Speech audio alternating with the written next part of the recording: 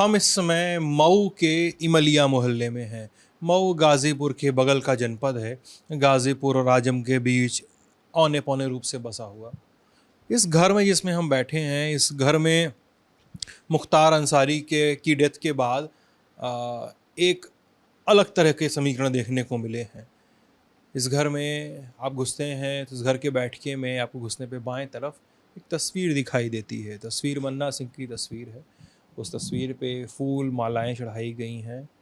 14-15 साल बाद ऐसा मौका इस घर में आया है कि गोया किसी को न्याय मिला हो, ऐसी अनुभूति है।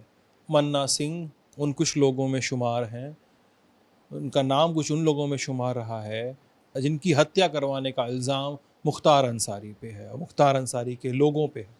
हम मन्ना सिंह के परिवार के साथ हैं, जिसमें मेरी दाहिनी ओर बैठे हुए मन्ना सिंह के बेटे और मेरी बाईं ओर बैठे हुए हैं मन्ना सिंह की पत्नी और उनके भाई। मैम, मैं सबसे पहले आपसे बात शुरू करूँगा।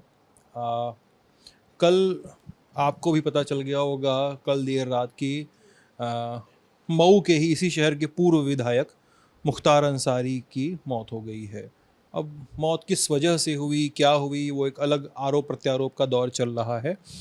लेकिन मुख्तार अंसारी विधायक होने के साथ है ये कन्विक्टेड अपराधी भी रहे हैं, इसमें भी कोई गुरेज नहीं है। इस पर आपकी क्या प्रतिक्रिया है? इस खबर को जब आई तब आपकी क्या प्रतिक्रिया थी, प्लीज़ थोड़ा बताएं। जब हमको खबर मिला तो बहुत मतलब खुश हुए। इसके बाद हम दौड़ते हुए मंदिर में गए और खूब रोए, जितना रोना था खूब रो लिए। फिर आके फोटो के यहाँ भी कहें कि अब आज मेरे पति की आत्मा को शांति मिली है और आज बहुत हम खुश हैं। कल से बहुत ज़्यादा ही हम खुश हैं। खुशी की आंसू मतलब बह जा रही है। क्या हुआ था ऐसा मैम? साल 2009 की घटना है ना? आप कितना बता सकते हैं? जितना बता सकते हैं यहाँ बताएं, वरना भैया से भी पूछ लूँगा उसके बाद। अब बताना था कि काम उम लेके उनको सब परेशान करते थे सब, और धमकियाँ आती थी बार बार कि काम छोड़ दीजिए, काम छोड़ दीजिए। और मेरे पति बहुत स्वाभिमानी आदमी थे और उनके यही कहना था कि मतलब मेरे बीवी बच्चे चाहे परिवार वाले लोग हैं, हम लोग कैसे काम करेंगे, सब चीज़ आप ही लोग को दे देंगे तो हम लोग कहाँ जाएंगे। तो थोड़ा सा लड़ाई लड़े। मन्ना जी क्या काम करते थे? ठेकेदारी वाला काम करते थे, ठेकेदारी का काम था। किस तरह का ठेका उठाते थे वो? रोड का। अच्छा, मतलब पीडब्ल्यूडी के जो ठेके होते हैं वो ठेके वो उठाते थे। और आप कह रहे हैं कि इसमें मुख्तार अंसारी के लोग कहते थे कि ये काम छोड़ दो। वो खुद कहता था, मुख्तार अंसारी ही फ़ोन करवाता था, धमकियाँ दिलवाता था कि काम छोड़ दीजिए, हमको 10% मतलब उसका चाहिए। अच्छा, जी। आपके पति का रिस्पॉन्स होता था कि अब हम दे देंगे तो हम क्या, हमारा घर परिवार है, हम कैसे चलाएंगे? कैसे चलाएँगे। अच्छा, जी। कब तक चलता रहा धमकी? कब तक कितने सालों, कितने महीनों तक धमकी हमकी आती रही? अरे 2-3 साल था, हाँ। 2-3 साल था, इसके बाद अपना मरवा ही दिया। 29 अगस्त को 2009 के को मर्डर हुआ। उस दिन क्या हुआ था, बताइए थोड़ा विस्तार से। अब उस दिन तो यहाँ घर पे थे, हम लोग में बातचीत किए, खाना पानी खाए, मतलब अच्छे से सब चीज़ हुआ, गए। और मतलब उस दिन का दिन यही था कि बच्चों के साथ हम लोग, कुछ घर की बातें थी, बच्चे भाई छोटे छोटे थे, पढ़ाई लिखाई का बात हो रहा था।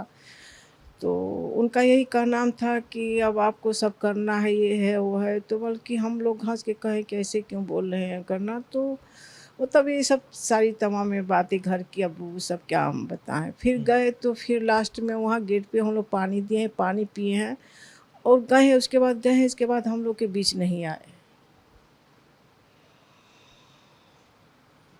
इसके बाद नहीं आया? क्या हुआ था? हरेंद्र जी ना आपका नाम? जी, हरेंद्र जी, क्या हुआ था उस दिन? घटनाक्रम क्या था? कैसे सूचना मिली आप लोगों को, थोड़ा बताएं इस बारे में। सूचना किस मतलब भाई साहब की घटना की? भाई साहब की घटना जब घटी थी तो मैं भी वहीं पे था। भाई साहब के साथ थे? हाँ, भाई साहब के साथ नहीं, वहीं हम खड़े थे। और कहाँ की हुई घटना ये? घटना गाजीपुर तिराहा पर यूनियन बैंक है, उसी के सामने हुई थी। और पहले ही से ये फिक्स था कि एक विनोद सिंह जी थे, उनकी हत्या हुई थी उसी दिन, उनका तेरही था, 29 अगस्त 2009 की उनकी तेरही थी। और वहाँ उनको जाना था, हम सब लोगों को जाना था। और वो साइड पर से आए, वहाँ रुके, इतने देर में अंधाधुंध फायरिंग होने लगी, उनकी हत्या कर दी गई। जिसके बाद उसमें विवेचना में मुख्तार अंसारी साजिश करता, और घटना के पहले भी ठेके को लेके बार बार यह कहा जाता था कि आप ठेके का काम बंद कर दीजिए, नहीं तो रंगदारी के रूप में जितना का काम है उसका 10% हमको दे दीजिए। जेल से फ़ोन आया, अनुज कन्नौजिया का फ़ोन आया। अनुज कन्नौजिया कौन है? अनुज कन्नौजिया भी हमारे भाई साहब की घटना में वो भी शामिल था। तो ये सब, और इसकी सूचना लिखित भाई साहब ने 2007 से लेकर 2009 तक यहाँ के शासन प्रशासन से लेके ऊपर तक आला अधिकारी, यहाँ तक कि न्यायाधीश, मुख्य न्यायाधीश तक ने इसकी सूचना उन्होंने दिया था कि कभी भी मेरे साथ अप्रिय घटना घट सकती है। कुछ दिन के लिए सुरक्षा मुहैया कराई थी सरकार, फिर हटा ली। और वो दिन 29 अगस्त 2009 को हम परिवार वालों को देखने को मिला कि निर्मम हत्या कर दी गई, केवल द्वेष, निर्दोष आदमी द्वेष के कारण। क्या आपको ये पता चला बाद में कि कितने राउंड फायरिंग हुई, पोस्टमार्टम में क्या आया था, कुछ जानकारियाँ सामने आई आपके?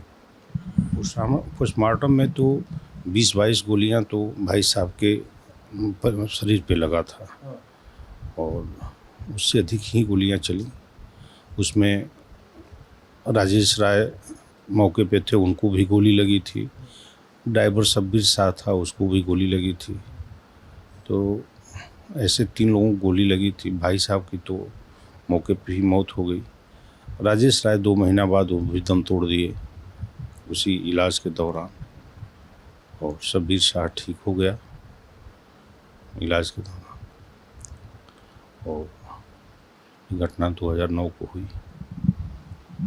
फिर मामला जाता है अदालत में, और अदालत में जब जाता है मामला तो प्रमुख आरोपी मुख्तार अंसारी को बनाया जाता है इस केस में। और मुख्तार अंसारी को प्रमुख आरोपी बनाए जाने के साथ ही एक दौर शुरू होता है जो मुझे घटना सुनाई देती है कि इस घटना के मुख्य गवाह को धमकी मिलनी शुरू होती है। उस कहानी को बताइए थोड़ा विस्तार में, जो भी आप, अगर कोई भी बता सकते हैं आप लोग। धमकी ही नहीं मिली। क्या नाम था उनका? राम सिंह मौर्य नाम था। वो हम लोग का जो भी ठेका पट्टा का काम था, साइड पे जाके उनका देखना रखना, तो वो करते थे। वो 19 मार्च 2010 को आरटीओ ऑफिस पे गए थे। जो मेरे भाई के नाम सफारी थी, वो भाभी के नाम से करवाने के लिए आरटीओ ऑफिस पे गए। वहाँ उनकी हत्या कर दी गई, जिसमें 10 गवाह थे भाई साहब की घटना में। उनके साथ साथ जो सुरक्षा में लगे सतीश सिंह जी थे, उनकी भी हत्या कर गनर उनके जी, उनको भी मार डाला गया। उनको भी मार डाला गया। तो ये एक पूरे समाज में भय व्याप्त करें, एक इतना भय व्याप्त हो जाए ताकि मेरे सामने कोई सर उठा के या मेरे खिलाफ कोई ऐसा ना करे, धन उगाह के, आर्थिक लाभ लेने के लिए, भौतिक लाभ लेने के लिए। और इनकी पूरी एक गैंग थी जो इस तरह की घटना को अंजाम दिए लोग। और फिर मुकदमा इस रास्ते पे चला जाता है, ऐसे ट्रैक पे चला जाता है कि गवाह भी पलटते हैं। फिर मुख्तार अंसारी जिला न्यायालय से इस केस में बरी हो जाते हैं। क्या हुआ था फिर? क्योंकि दबाव तो गवाह पे पड़ा, जो टूटे टूटे, जो नहीं टूटे उनको मार दिया गया। हम लोगों पे भी कई बार प्रेशर पड़ा। आप लोगों पे क्या प्रेशर था? पड़ा कैसे, कुछ बताइए उस बारे में। प्रेशर ये पड़ा कि 2014 में तरवा थाना अंतर्गत त्रिदेव कंस्ट्रक्शन का काम चल रहा था। उन लोगों द्वारा स्वयं अपने मजदूर को गोली मार के और हमारे नाम और हमारे बड़े भाई श्री अशोक कुमार सिंह जी के नाम से FIR कर दिए लोग, जिसकी गहन जांच हुई। उसमें हम लोगों को निकाला गया, क्योंकि हम लोग का सारा लोकेशन टेस्ट किया गया कि हम लोग थे कहाँ, और जो FIR करता थे इन लोगों की साजिश थी कि किसी तरह से इन लोगों को फंसा के और किसी तरह से गवाही न देने दिया। तो ये सब घटना वो 2014 में हुई थी। उसमें स्वयं मुख्तार अंसारी और उनके जो यहाँ के गुर्गे हैं राजन सिंह, ये लोग वहाँ उसमें दोषी हैं। उन्हीं के खिलाफ चार्जशीट वहाँ दाखिल हुई। इस केस में, भैया वाले केस में बरी हो गए मुख्तार, फिर आपने हाई कोर्ट में चुनौती दी इस केस को। 2000 जब यहाँ से ये बरी हो गए, 3 लोगों को आजीवन कारावास हुआ, बाकी 8 लोग बरी हो गए। एक पहले ही इनकाउंटर में मारा गया था। तो बाकी इन 8 लोगों के खिलाफ हम हाई कोर्ट में अपील फिर दाखिल किए हैं, जो अभी विचाराधीन है। विचाराधीन है। और जो आपके गवाह थे राम सिंह मौर्य, मेरे साथी किंकर बता रहे थे कि राम सिंह मौर्य का मुकदमा अभी ज़िला न्यायालय में चल रहा है जी। और उसके केस में भी, उसके मर्डर के केस में मुख्तार अंसारी मुख्य आरोपी था। जी, मुख्य आरोपी थे। वो ट्रायल में चला है, ट्रायल सब पूरा हो चुका है और लोग गवाही गुजर चुकी है। जल्दी ही उसका भी फैसला आने वाला है। आप बताइए, क्या नाम है आपका? विकास सिंह। मेरी आपके अंकल से, माँ से बात हुई। कल जब खबर आई मुख्तार अंसारी के इंतकाल की, क्या प्रतिक्रिया थी, क्या महसूस किया आपने? कुछ बताएं इस बारे में। जी, कल जब ये खबर की पुष्टि हुई कि ऐसी ऐसी घटना हुई है, तो मैं अपनी माँ को देख करके थोड़ा भाव विभोर था और मेरी माताजी रोने लगी, मंदिर में गई जैसा कि वो बताने लगी।